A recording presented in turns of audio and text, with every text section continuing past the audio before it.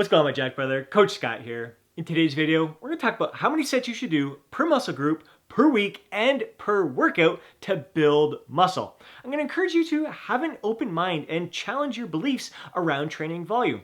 And most important, we're going to cut through the confusion and formulate a plan that suits you best. Now, when we take a look at the research, there was one study that showed that performing more than 10 sets per muscle group per week, their participants experienced diminishing returns.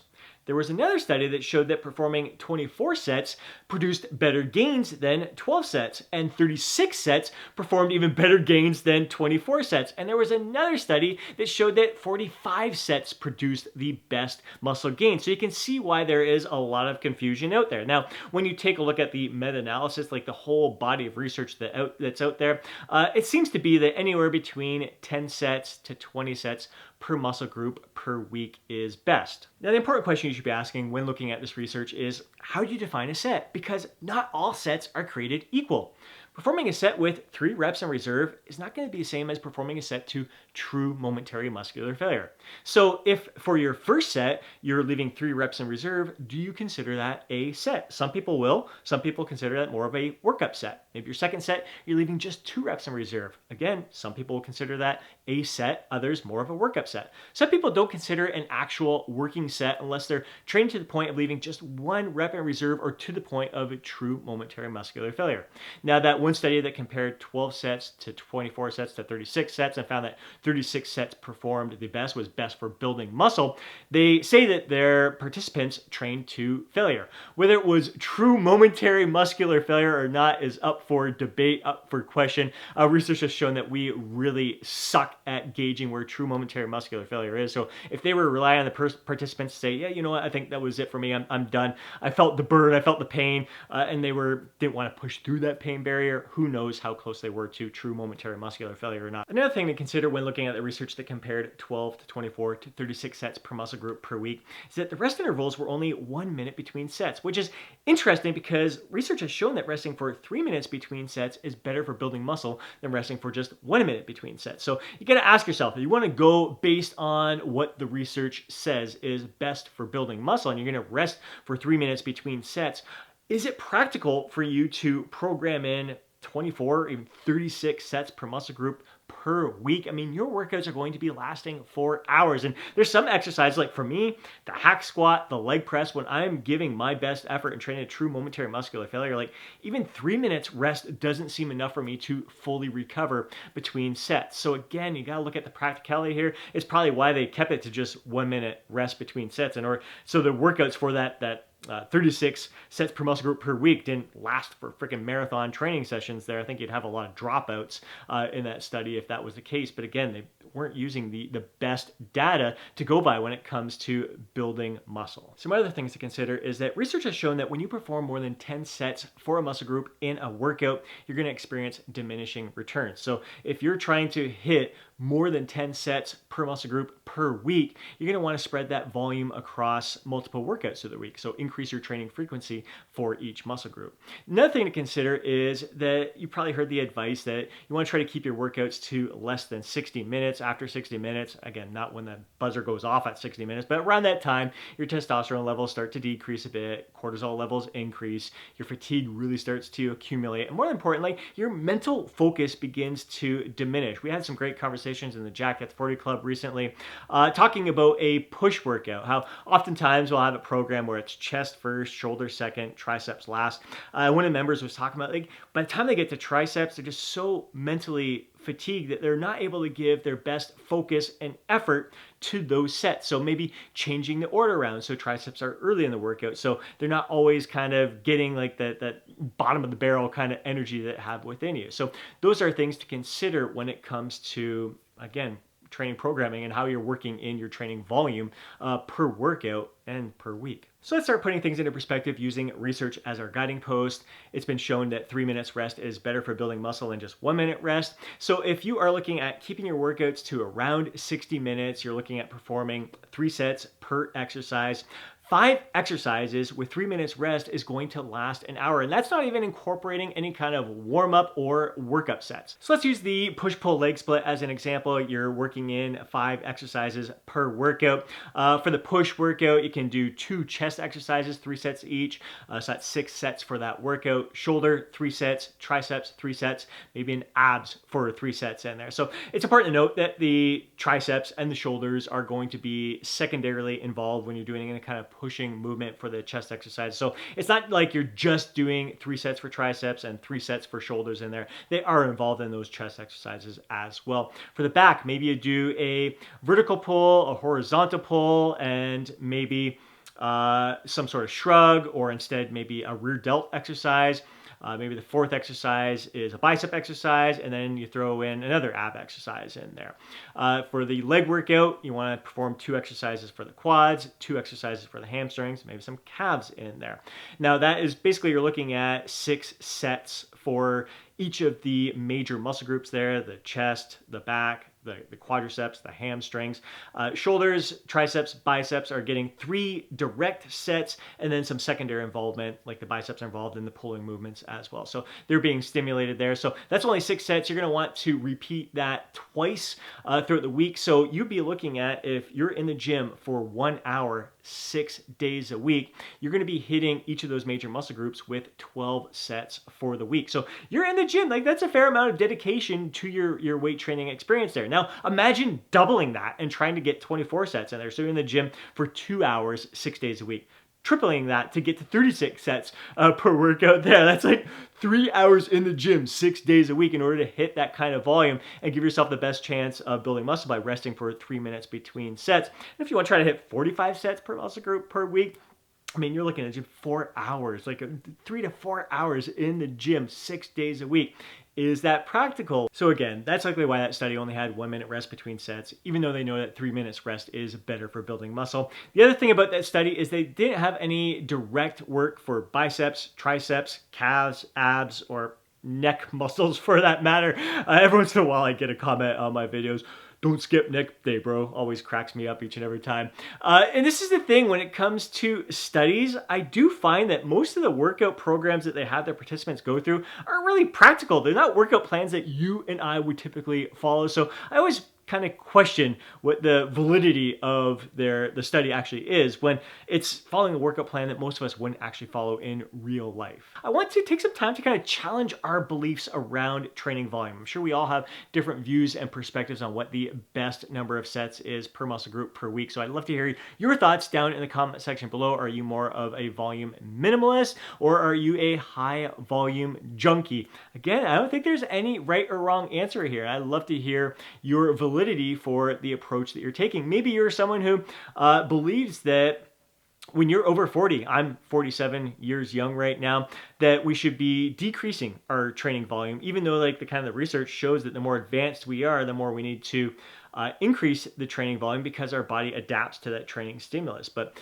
we may get to that point in our 40s, especially with decades of lifting, decades under the bar, that our ability to recover from that higher volume diminishes. So we need to kind of reduce that training volume. So I'd love to hear your beliefs on that as well. Again, there is no right or wrong answer here. We all have our different views. We all have our different perspectives. We're all kind of using the research to guide us and what we're hearing from others. But what's most important is that we're listening to ourselves. We're paying attention to the volume that we are incorporating in our training plan and how our body is responding, how well we're recovering from it, how our muscles are growing, how our joints feel. So many factors come into play. And again, this is where I want you to have an open mind. I want you to be honest with yourself. If you prefer the minimalist approach, is it because you think it's best for building muscle, or is it simply because you just have a limited amount of time in your day, in your life, to dedicate to weight training, and it's just what suits you best in that moment? Or if you are a high volume junkie, do you believe that doing more volume is actually better for building muscle? Is it doing your body good, or are you just chasing the stimulus? Do you feel like it's just you're not getting a good workout in unless you're just completely trashed at the end of the training session, even though you know that once you get beyond a certain point, kind of the evidence points towards that you're experiencing diminishing returns. You're not getting any benefit from it other than the fact that you feel that stimulus, you feel that fatigue, you feel like you're doing something good, even though you may actually be doing something detrimental. Again, no right or wrong answer here. I would just love to hear your insights, your experiences, and what you feel suits you best. Something else that may challenge your beliefs when it comes to training volume is that you don't have to follow the same training volume month after month and year after year. I highly recommend that you periodize your training volume throughout your yearly plan. So you may do 10 sets per muscle group per week this month, bump it up to 12 sets next month, 14 the month after. Maybe you have a month where you want to overreach and overtrain just temporarily. You're going to bump it up to 24 sets. Maybe it's a time of year where you don't have a lot of stress, you have a little bit more time, maybe your kids aren't involved in as many sports, and you're like, all right, I can dedicate 90 minutes in the gym right now, so I'm going to increase my training volume. I'm going to be in the gym a little bit more often and try to hit that 24 sets per muscle group per week in that training plan. And then you get to the point where you overreach and you have to pull the volume back to like 10 sets per muscle group per week for your muscles to resensitize to the training stimulus, for your muscles to fully recover, for the fatigue to dissipate in your body. Then you can start ramping it up again. That's an approach that I love taking, that big picture approach when it comes to training volume. The other thing is that you don't have to perform the same amount of volume, the same number of sets for every single muscle group. So if you really want to bump up the training volume, maybe pick one or two muscle groups that you really bump it up, but then bring the volume down for the other muscle groups so you can fit it to your schedule and your overall lifestyle. And I also don't want you to think that you have to follow a calendar week. So we use that push-pull leg example in there, and you're trying to get in 12 sets, which would mean that you're gonna, if you want to get 12 sets in that week, you got to repeat that push-pull legs twice. But I personally love to be in the gym 5 days per week. So if I follow that push-pull leg split, it's going to be hitting that 12 sets per muscle group in the example that I used earlier. It's not going to be in a calendar week. It's not going to be in 7 days. It's going to be 12 sets over like 8 or 9 days instead. It doesn't matter. It's going to be insignificant. Don't feel like you have to fit it in 7 days. It can be 8 days or 9 days. It can be 5 days, whatever it is that suits you best and your schedule. So go with the number of days that suits you best, the time that you can dedicate to each training session best. Maybe you love to be in the gym for 90 minutes. You love the camaraderie. You feel like you have the energy. Maybe you're sipping on like an intra-workout shake that gives you more energy, allows you to sustain your effort level throughout the whole training session. Or maybe you're someone like myself who like after 45 minutes towards 60 minutes, I start to mentally check out. It's just mentally fatigued, physically fatigued. And even ask yourself, like, how close are you training to true momentary muscular failure? I know for myself personally, if I am giving my best effort to every single set, like 45 to 60 minutes, like I have nothing left to give. Like, forget it. I left it all out on the gym floor. Whereas if I start off like first set, I'm leaving 2 to 3 reps in the tank. Second set, leaving 1 to 2 reps in the tank. Third set is last set, best set. I can last a little longer than 60 minutes physically, but again, mentally, after 60 minutes, I start thinking about other stuff that needs to get done throughout the day. So I got a busy lifestyle. I got a lot I want to accomplish out there. So after 60 minutes, I start thinking that other things that I have priority in my life just as much as, or even more so, than my weight training. So you got to ask yourself a lot of these questions of what's going to suit you best in these scenarios. And as I mentioned earlier, research has shown that resting for 3 minutes between sets is better than resting for just 1 minute between set. But I think the big take-home message from that is that it's important for you to rest for as long as it takes to fully recover between sets, so you can give the best of yourself to each consecutive set afterwards. So again, like I mentioned earlier, like, for the hack squat and leg press, I need more than 3 minutes, sometimes 4 minutes, sometimes 5 minutes to fully recover between those sets. But for something like lateral raises, tricep press downs, I can get away like 90 seconds rest is more than enough for me to feel fully recovered and still not experience any kind of my performance doesn't diminish in the consecutive sets afterwards there. So certain body parts you're going to recover from faster. So you don't need to rest for 3 minutes. If you're ready to go, if you have it within you to give the best of yourself to the next set, go ahead. Don't wait for that stopwatch to hit there.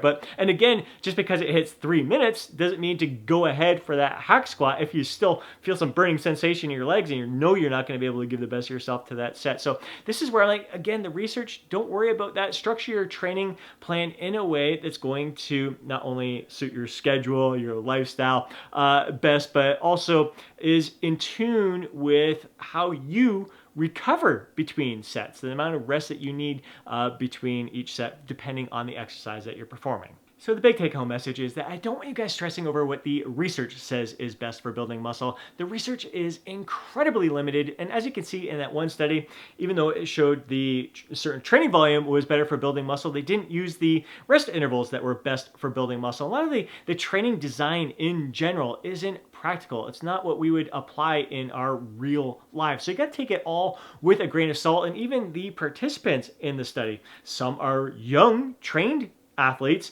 high testosterone levels, stress-free life. Others are like senior citizens who are detrained or obese people who are completely sedentary. So how can you gauge your training structure based on someone else who is nothing even remotely close to who you are right now and what your lifestyle is like? So the most important thing is for you to listen to your body.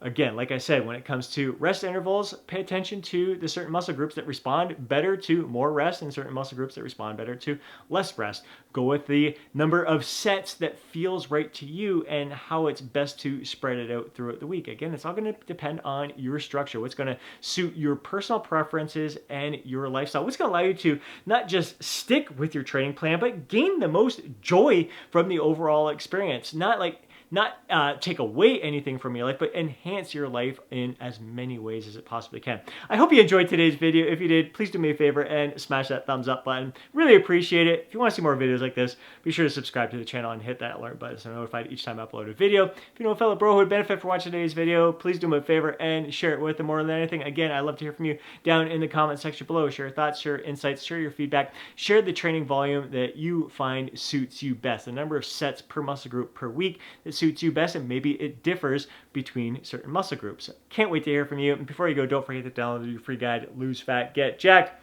Have yourself an amazing day. Catch you next video.